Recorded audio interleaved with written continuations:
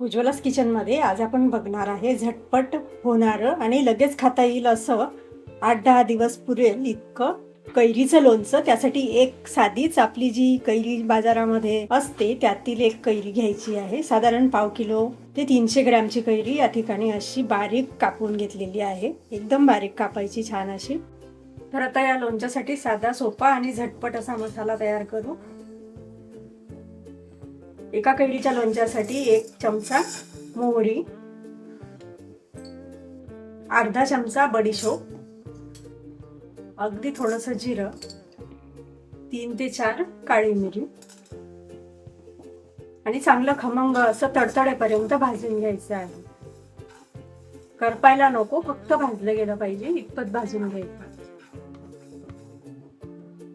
असं भाजून झालं की लगेच काढून घ्यायचं आणि मिक्सरच्या भांड्यामध्ये याची जाडसर अशी पावडर तयार करून घ्यायची.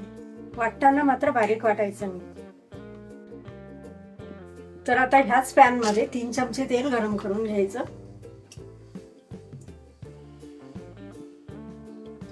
तर हे चमचे न वापरता मी इथं जी तेलाची पळी असते ती पळीने 3 पळ्या तेल यामध्ये टाकते. तेल चांगलं असं गरम होऊ द्यायचं. तेल गरम झालं की यामध्ये वाटून घेतलेली जाडसर भरड मसाला घालायचा.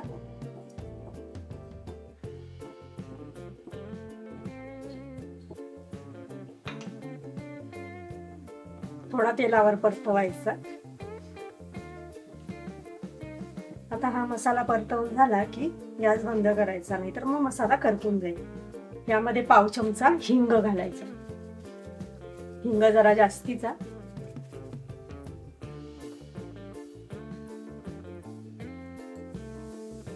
पाव चमचा हळद, अर्धा चमचा लाल मिरची पावडर,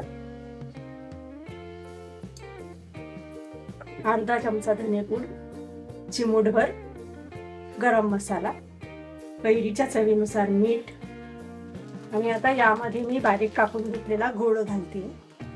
गोड ऑप्शनल आहे. जर तुम्हाला गोड आंबट तिखट असं लोणचं नको असेल तर गोड तुम्ही कॅन्सल करू शकता. ऑलरेडी हे तेल गरम आहे. गुळ घातला की कापून घेतलेली कैरी घालायची.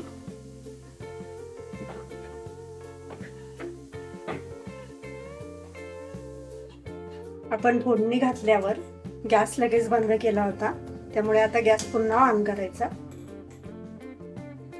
आणि आता हे सर्व साहित्य चांगलं असं मिक्स करून घ्यायचं.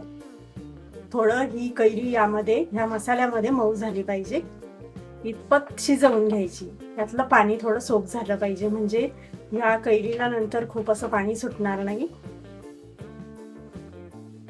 आणि हे लोणचं तयार करून तुम्ही 8-10 दिवस फ्रीजमध्ये ठेवू शकता, म्हणजे झटपट खाण्यासाठी. अजून पावसाळा यायला वेळ आहे आणि बऱ्याच घरांमध्ये पावसाळा सुरू होण्याआधी लोणचं टाकत नाही. त्यामुळे तुम्हाला पटकन जर लोणचं खायला हवं असेल तर तुम्ही झटपट अशा प्रकारचं लोणचं करून लगेच त्याच दिवशी खायला घेऊ शकता. अगदी झाल्या झाल्या लगेच तुम्हाला या लोणच्याची लज्जत चाखता येते. तर आता 2 मिनिटं असंच परतवत राहून ही कैरी यामध्ये मऊ द्यायची. लोणच्याला तेल सुटायला लागतं, हे बघा. आणि यात गुळ घातला होता, तोही चांगला विरघळून गेलेला आहे.